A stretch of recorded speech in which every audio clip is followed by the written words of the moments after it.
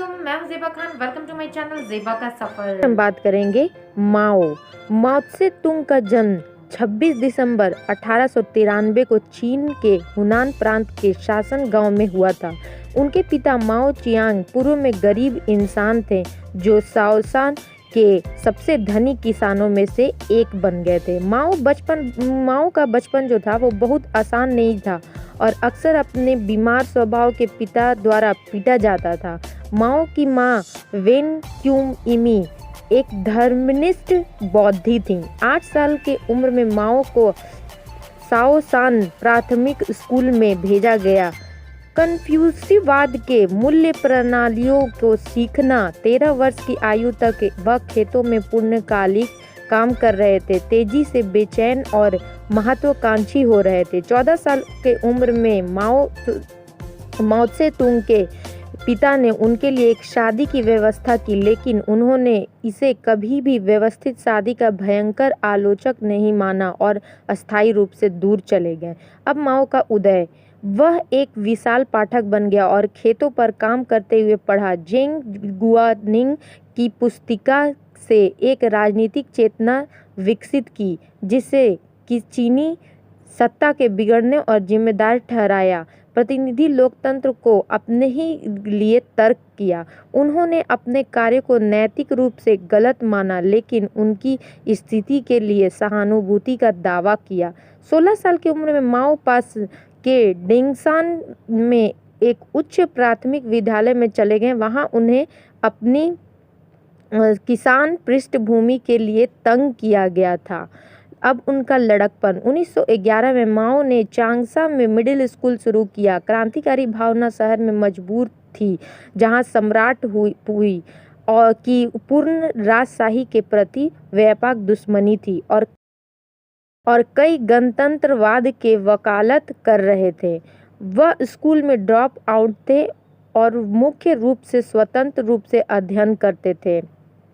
अब उनकी यात्रा की शुरुआत। माओ की यात्रा की शुरुआत चीन की कम्युनिस्ट पार्टी के स्थापना चेन डेक्सियू और ली झजाओ ने की थी। 1921 में कम्युनिस्ट पार्टी ऑफ चाइना के राष्ट्रीय कांग्रेस के पहले सत्र में 13 प्रतिनिधियों ने भाग लिया, जिनमें माओ भी शामिल थे। 1923 में चीनी नेता सन यात सेन ने चीनी कम्युनिस्ट के साथ सक्रिय सहयोग की नीति शुरू की, जो ताकत और संख्या में बढ़े थे। माओ त्से तुंग ने कुओमिंतांग और कम्युनिस्ट पार्टी दोनों का समर्थन किया था। अब उनकी जो शक्ति थी वो लंबे प्रदर्शन के लिए संघर्ष। माओ ने जिग्यासी के पहाड़ी क्षेत्र में सोवियत गणराज्य की स्थापना की मदद और छोटे गणराज्य के अध्ययन चुने गए। उन्होंने छापामार लड़ाकों की एक छोटी लेकिन मजबूत सेना विकसित की थी। चियांग कई शेख उनकी सफलता और बढ़ती संख्या से घबरा रहा था। परिणाम स्वरूप गृह युद्ध छिड़ गया और उसी विद्रोह में हजारों कम्युनिस्ट मारे गए। उनकी शक्ति। अक्टूबर 1950 में माओ को कोरिया में युद्ध के पीपुल्स लिबरेशन आर्मी की एक विशेष इकाई को भेजते और उत्तर कोरिया के सशस्त्र बलों को मजबूत करने के लिए लड़ने का निर्णय लिया। माओ ने महिलाओं को अधिकार दिया और उन्हें यह भी कहा कि वे अपनी जमींदारों से जमीन की घेराबंदी और जिससे हजारों लोगों की मौत हो गई। लोग स्वामी थे। अमेरिका के साथ भी उनका कुछ अच्छा संबंध नहीं था। उन्होंने प्रचार अभियान भी चलाया कि अमेरिका का विरोध करो और कोरिया युद्ध में मदद करो, जिन्हें उनके काफ़ी मदद मिली।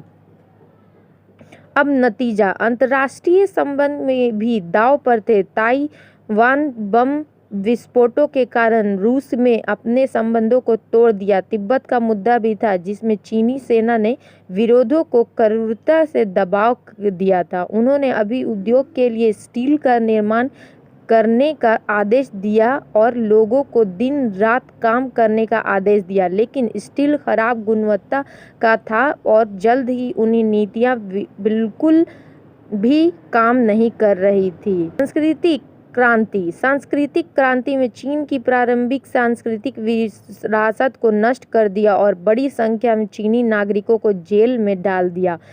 साथ ही साथ वे सामान्य आर्थिक और सामाजिक अराजकता का निर्माण हुआ। यह एक शुद्ध तानाशाही थी और सबसे निराशाजनक था, छोटे बच्चों इसमें भाग ले रहे थे।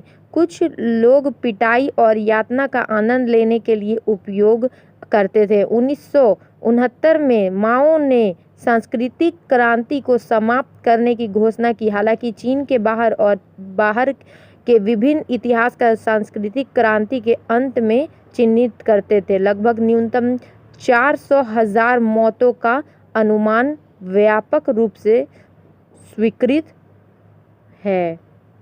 माओ के इतना तानाशाही के बाद माओ से तुंग की मृत्यु 9 सितंबर 1976 को बीजिंग चीन में 82 वर्ष की आयु में पार्किंसन रोग की जटिलताओं से हुई थी। उन्होंने एक नरसंहार राक्षस और राजनीतिक प्रतिभा के रूप में चीन और पश्चिम दोनों में विवादास्पद विरासत छोड़ दी। ये था मेरा 4th एपिसोड। अगर आपको पसंद आया होगा तो इसे लाइक, कमेंट, शेयर ज़रूर करें और सब्सक्राइब करना तो बिल्कुल ना भूलें। मिलती हूँ मैं नए वीडियो के साथ, तब तक के लिए अल्लाह हाफ़िज़।